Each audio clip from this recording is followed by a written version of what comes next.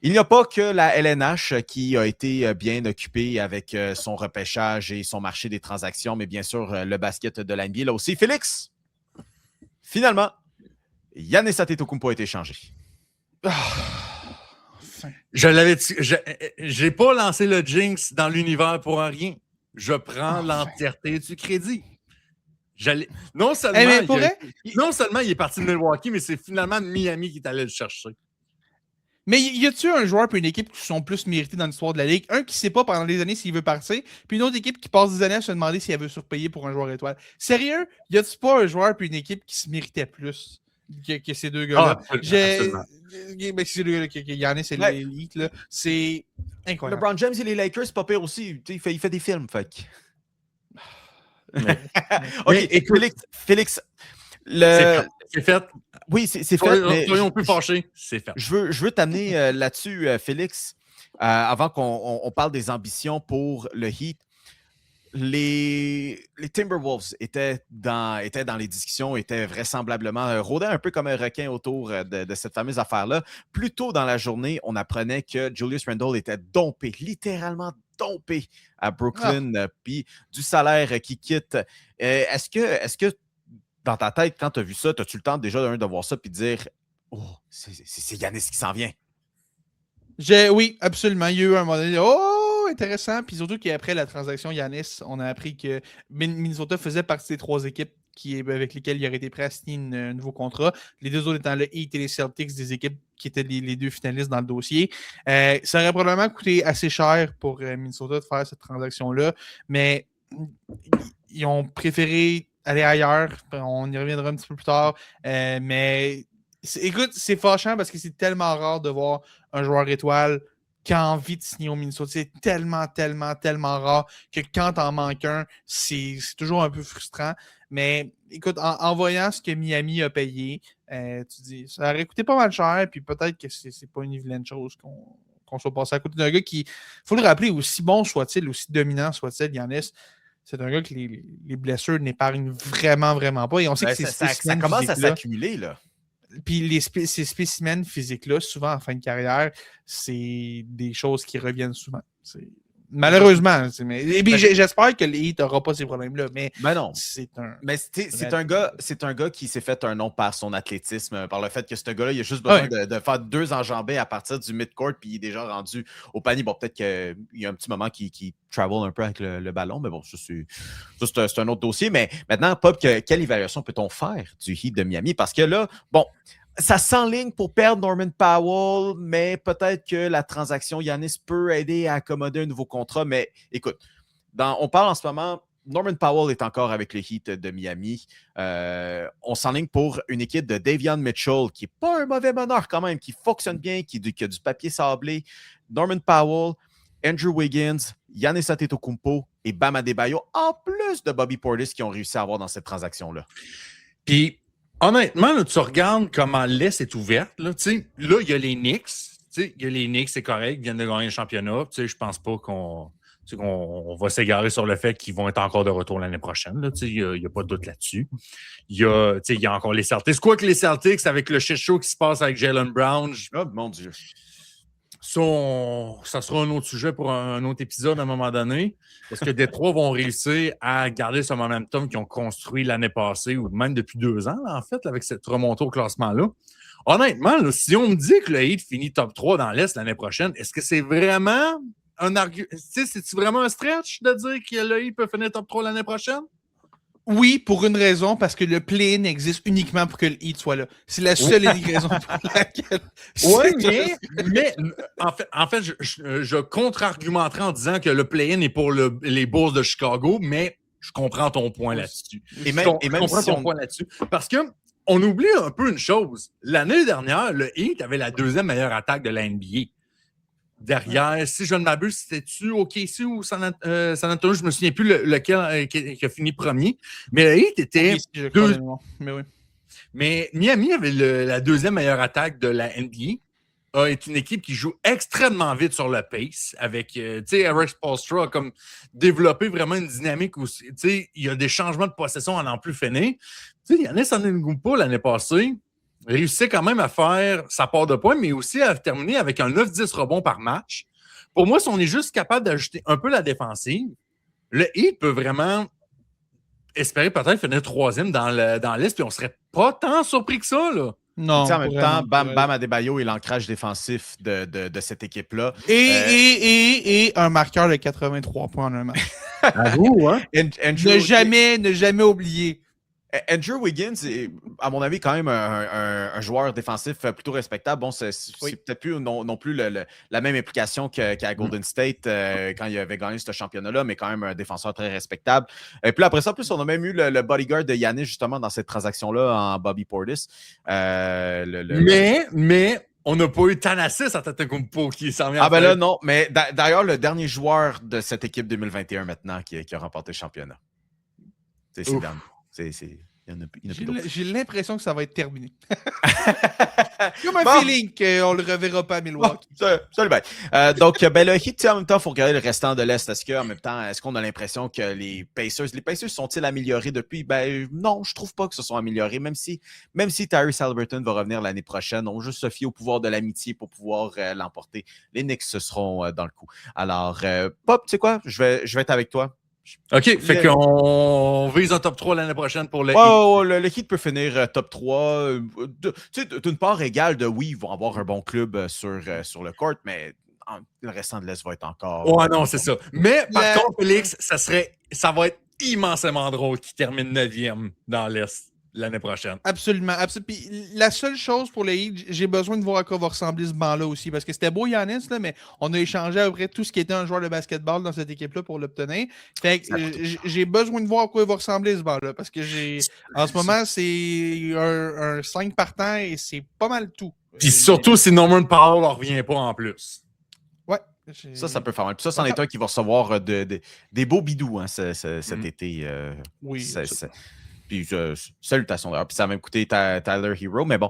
D'ailleurs, il y avait les Celtics qui étaient dans le coup. Les Celtics avaient même offert 2 choix de première ronde et Jaylen Brown, justement. On se serait départi du fameux de cette fameuse affaire de Jaylen Brown. Mais bon, on disait du côté de Milwaukee qu'on n'était pas trop sûr de pouvoir le garder plus longtemps que ce qui reste de son contrat. Alors, vous savez quoi? Il faut en prendre et en laisser parfois dans la vie. Mais le Heat top 3. On va aller là-dessus. Félix, les Timberwolves qui étaient dans le coup, finalement, ne sont pas allés avec ça, mais sont allés avec, mon Dieu, qu'une transaction monstre. D'ailleurs, on a essayé de te rejoindre, mais tu dormais pendant que la transaction est arrivée. Tu nous as juste répondu, puis on avait, c'est qu'on a hâte que Félix il ouvre la conversation de groupe pour voir que LaMelo Ball est un membre des Timberwolves du Minnesota, là. Écoute, grosse transaction, effectivement, mais il faut quand même remettre certaines choses en perspective. Oui, c'est une grosse transaction. Il y a Naz Reid, il y a un choix de première ronde. Et les fameux pick swap, oui, c'est 3 pick swap qu'on parle. Dans le fond, les Hornets vont pouvoir choisir entre 2 choix, mais il y en a 2 d'entre eux que ce sera probablement même pas un facteur parce que c'est comme impliqué dans d'autres swaps qui existent déjà. Fait réalistement, là, c'est Naz Reid pour un choix de première ronde et un pick swap. C'est vraiment cette transaction-là qui a été faite. Et sincèrement, je comprends toutes les blessures, je comprends tous les risques au niveau de l'attitude et tout, mais c'est pas cher pour LaMelo Ball qui... Non! Quand LaMelo Ball joue au meilleur de son talent, c'est peut-être un des 5 meilleurs passeurs de la ligue. Écoute, imaginez, fermez vos yeux, là. Imaginez LaMelo Ball qui fait juste lancer des alley-oops à Anthony Edwards pendant un match de temps. Mais Félix, c'est là où je vais devoir essayer de péter ta ballonne. Là, puis oui, ça va être un joueur excitant. Oui, ça va être, mon Dieu, que ça va être excitant. La soupe commence pas à être chaude encore, mais on voit à l'horizon possiblement ce qui pourrait arriver au futur de Anthony Edwards avec les Timberwolves, d'essayer de l'accommoder. Je veux pas que ça se rende là non plus. Puis tu sais, j'adore les joueurs qui veulent rester avec les marché moyen, on va dire marché moyen, là, de vouloir rester là. Je sais pas si c'est du basketball de gagnant. Puis moi, je pense que oui. Je pense que oui. Où les Hornets sont allés là-dedans, selon moi, là, c'est que les pick swap, on s'entend à ce que ça puisse leur revenir payant pour pas que... LaMelo Ball est plus blessé qu'autre chose. On va y aller ainsi et on on espère en fait qu'il continue à être blessé et que ça se termine en mauvaise performance et que les Timberwolves chutent. Hey, c'est essentiellement ça là, qui se passe chez les Hornets. Si t'es les Timberwolves, OK, et que ta préoccupation numéro 1, c'est à quel point ton choix de première ronde en 2034 va être haut, là, sérieusement, t'as un sérieux besoin de remettre tes priorités à la bonne place. Mais c'est ce que les Hornets espéraient en oui, ça oui. Ils commencent à chuter, mais je peux pas dire que LaMelo Ball, pour moi, c'est du basketball pour gagner. Ben, écoute, c'est un gars qui a ses forces et ses faiblesses, puis elles sont extrêmement marquées. Il est très, très bon dans certaines choses, très, très mauvais dans certaines choses, dont sur le plan défensif. Mais la bonne nouvelle, c'est que, écoute, c'est le genre de joueur dont on avait besoin au Minnesota. Ça fait des années que le poste de point guard, on alterne entre le Mike Conley du 6e âge, Dante DiVincenzo qui était bon, mais qui ne sera pas là l'année prochaine. On essaie de rapiécer des options au poste de meneur de jeu. On trouve vraiment pas grand-chose qui fonctionne depuis une couple d'années. LaMelo Ball est 1000 fois meilleur que tout ce qu'on a mis au poste de meneur depuis des années au Minnesota. Et juste de créer du flow dans cette attaque-là. Là, c'est ceux qui ont regardé les Timberwolves, surtout dans les dernières séries, là, souvent, tu avais l'impression que le ballon, il se talait, personne ne savait quoi faire avec ça. Et ça va créer une. Mine de rien, là, ça te donne 2 options à surveiller en fin de match. Tu peux pas juste mettre tes 5 gars sur Anthony Edwards puis laisser Jalen McDaniels te battre. Faut que tu couvres LaMelo Ball aussi. C'est ça le point, c'est que maintenant, tu as comme une deuxième star, ce que Anthony Edwards n'a jamais vraiment eu, à part Karl Anthony Towns en début de carrière, qu'on sait a dû quitter depuis en raison de la convention collective. Et LaMelo Ball, oui, est mauvais défensivement, mais la bonne nouvelle, c'est que tout le monde autour de lui est excellent défensivement. Quand tu as Rudy Gobert en défense, quand tu as Jalen McDaniels qui peut s'occuper du meilleur joueur offensif sur le bord, quand tu as Jalen Clark sur ton banc, quand tu as même Anthony Edwards qui n'est pas un vilain joueur défensif, quand tu as Ayo Joueur défensif de l'année 2025-2026, Anthony Edwards. Quand même. Écoute, quand tu as Ayo Dosunmu, qui ça d'ailleurs est un. On a investi beaucoup d'argent dans le poste de meneur de jeu avec Ayo Dosunmu qui a signé un gros contrat, qui n'est pas un vilain défenseur et qui est polyvalent, peut jouer sur le poste 2, poste 3. Et signature aussi très sous-estimée. On a ramené Jalen Clark, qui est un pur spécialiste défensif, qui est une bête à affronter défensivement. Les Timberwolves ont cette philosophie défensive-là qui fait en sorte que tu peux te permettre d'avoir LaMelo Ball qui, oui, n'est pas nécessairement un fit avec le reste de ton équipe, mais qui t'amène un potentiel offensif tellement important. Et surtout, je pense malheureusement, là, autant ces 3 gars-là ont l'air de s'apprécier et tout. Je pense que tu avais un peu atteint le plafond de ton noyau avec Anthony Edwards, Jalen McDaniels et Naz Reid. Si tu as l'opportunité d'aller chercher un joueur All-Star pour mettre avec Ant et McDaniels, ça place McDaniels dans la bonne chaise d'option numéro 3. Je trouve que... Écoute... Il y a pas le numéro 2 à aller chercher dans cette équipe-là. Est-ce que j'aurais préféré Jaylen Brown? Probablement. Mais pour ce qu'on a payé pour LaMelo Ball, qui n'est pas très cher, je trouve, en tout respect pour Naz Reid, que j'adorerais, je vais m'ennuyer de Naz Reid, là. Mais on n'avait pas le choix de faire cette transaction-là quand tu regardes le Thunder qui est bon comme ça, quand tu regardes les Spurs qui sont bons comme ça, quand tu regardes les Nuggets, ça reste une bonne équipe avec Nikola Jokic. Quand tu regardes toutes ces équipes-là dans l'Ouest, même les Lakers avec Luka, à un moment donné, il faut tu essaies quelque chose au lieu de juste plafonner comme étant une équipe qui va se rendre en 2e ronde, finale de conférence occasionnelle. Si LaMelo Ball, ça fonctionne, cette équipe-là est une réelle équipe qui peut aspirer aux grands honneurs. C'est aussi simple que ça. Puis il y a des réelles chances que cette transaction-là soit celle qui soit qu'il fasse de Tim Connelly une légende au Minnesota pour les bonnes raisons ou qu'il fasse de lui une légende pour les très mauvaises raisons, comme celui qui a tué cette équipe-là. LaMelo Ball est un mauvais fit, Anthony Edwards doit s'en aller, tu te ramasses avec pas de shot de première ronde avant à peu près 2057. Fait que, tu sais, c'est une transaction qui va un peu tout déterminer l'avenir au Minnesota. On verra ce que ça va donner, mais je suis content au moins qu'on ait pris le swing, qu'on ait tenté quelque chose. Puis, je suis en train de me demander, est-ce que Charlotte fait cet échange-là si Concanoupa ne connaît pas la saison historique qu'il y a eu comme recrue? Possible. C'est ça le statement maintenant. Là. C'est l'équipe de Concanoupa du côté des Hornets. Là. Et même Miles Bridges qui a été échangé plus tôt aujourd'hui. On est en train de recommencer un nouveau noyau du côté des Hornets.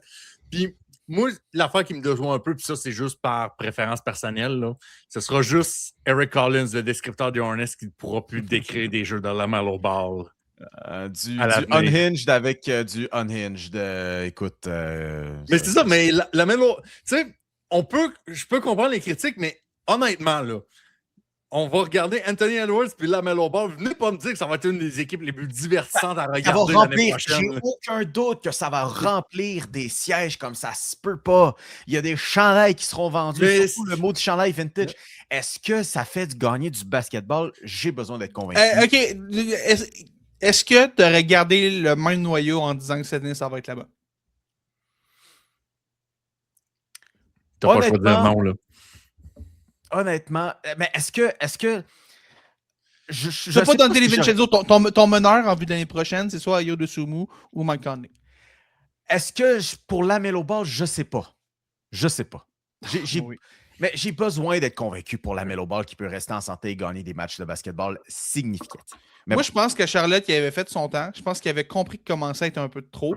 Puis j'ai vraiment l'impression qu'aller dans une équipe qui est compétitive, ça va le craquer. Je pense vraiment que ça va avoir un impact important. Je souhaite parce que j'espère que c'est pas juste les dollars qui motivent ces joueurs-là à vivre de leur sport. Je veux finir là-dessus, monsieur, sur ce qui est de la NBA. Le dernier nom que j'ai envie de mentionner aujourd'hui, c'est Kawhi Leonard, parce que Kawhi Leonard, là, son temps avec les Clippers arrive vraisemblablement à sa fin. Chez les Clippers, on essaie de construire une équipe bonne autour de lui. Kawhi Leonard, tu sais quoi? Ça a l'air bien ailleurs. Mais là, il commence à avoir des équipes qui rentrent dans le portrait. Bon, les Pistons sont un peu dans le portrait, le Heat un peu dans le portrait, mais Kawhi Leonard dit, si eux autres, ça ne me tente pas de signer une prolongation de contrat. Toutefois, si les Raptors de Toronto et si les Spurs sont dans le coup, Kawhi Leonard a dit « Je suis prêt à signer, à venir, surtout s'il y a une prolongation de contrat qui vient avec. » Mais ce que j'ai à dire, c'est que si ça devait être parmi là, ce petit pool de clubs que j'ai mentionné, attention à l'équipe qui va avoir Kawhi Leonard. Kawhi Leonard vient de jouer, honnêtement, là, peut-être sa meilleure saison de basketball à vie. Ben, peut-être pas à vie, mais au moins peut-être des 5-6 dernières années, mettons, là. Du moins, à Los Angeles, c'est pour moi sa meilleure saison qu'il y a eu. Oh oui, il a manqué les premiers matchs parce que Kawhi Leonard est synonyme de blessure. Mais attention, il n'a pas manqué un match depuis qu'il est de retour. C'est vrai. Mais il a eu sa meilleure saison à vie. Ouais, écoute, justement, là, je voyais le planning et tout ça, puis j'étais comme, il me semble le Heat serait parfait pour ce gars-là. Non, là, ça fait les. Là, je t'en ai là. C'est beau, ils l'ont eu, leur joueur. C'est beau, là, je suis plus capable de Félix, Emria. C'est juste, tu sais, on parlait d'ajustement défensif. Tu sais, pour moi, tu aurais pu rajouter un Kawhi Leonard là-dedans. Tu sais, je veux pas repartir des nombreux. Ils ont déjà pas de bain, ils vont donner quoi pour? Ben, c'est ça en même temps que je me dis là-dessus. Mais honnêtement, Kawhi Leonard, est-ce qu'il va coûter tant cher que ça sur le marché de la chambre? Oh oui. Oh oui. Oh oui, oh oui. Oh oui, ça va coûter cher. Écoute, là, en ce moment, ce qui circule, c'est que les Raptors seraient intéressés puis que Brandon Ingram serait un morceau important. Oui, absolument. Brandon Ingram. Wow. Ben, je veux dire, Brandon Ingram reste quand même une option numéro 2 dans la NBA. Là. Oui, mais si les Raptors, honnêtement, je veux dire, Brandon Ingram, ça a été des séries éliminatoires absolument désastreuses. Et on a eu ce débat il y a quelques semaines sur ce programme, comme quoi le joueur qui joue à position 2, le shooting guard, qui est vraiment juste là pour marquer des points, qui n'a plus trop sa place dans la NBA. Je veux dire, si les Raptors se font offrir une transaction qui coûte pas tant cher, puis tu sais, les Raptors essaient pas mal de shipper Grady Dick aussi, qui a fait son temps aussi, puis finalement, il n'y a peut-être plus tant de place à Toronto non plus. Je veux dire, ça peut être quelqu'un de super intéressant chez les Clippers qui à la recherche de pouvoir vendre des sièges, mais Brandon Ingram, ça irait bien, là. Mais oui, puis les Raptors aussi, j'ai un blanc sur la personne qui avait rapporté ça, mais la dernière fois qu'on a parlé de rumeurs sur le fait que Kawhi Leonard pourrait revenir à Toronto, à l'interne à Toronto, le feeling qu'on avait, c'est qu'on se faisait utiliser pour du levier. Fait que est-ce que c'est juste encore l'histoire qui se répète? Est-ce que Toronto est vraiment dans le coup? Il y a peut-être des raisons d'en douter, mais j'ai hâte de voir. Écoute, moi, l'équipe le voir revenir avec les Spurs, ce serait quand même cool. Je pense pas que ça va arriver, mais ce serait cool. Ça serait violent. Oui. C'est peut-être. Les Warriors sont tellement un peu pognés dans leur situation. Je sais pas qu'est-ce qu'on donnerait, mais je veux dire. T'as-tu que les Warriors, ils veulent LeBron James? Tu sais, rendu là, je sais pas, j'essaie de trouver de quoi, là, mais je vois pas vraiment le fit. Je vois pas mais c'est parce que il y a plusieurs films, mais il faut qu'il accepte de signer une prolongation de contrat. C'est ça l'affaire. Lui, il a dit qu'il le ferait, puis je pense que ça fonctionnerait pas pire, lui, de terminer une carrière, puis où les autres gars à San Antonio vont atteindre après ça leur premier gros chèque. là-dedans. Mais bon, regarde, ça va être à suivre. Moi, je suis convaincu que le fit de Kawhi Leonard peut fonctionner n'importe où. Il a quand même prouvé, je veux dire, c'est un gars qui va jouer le 3. Oui, c'est un gars qui a besoin nécessairement du ballon, mais bon, tu le mets dans toutes les situations, puis je pense que ça va fonctionner dans son cas.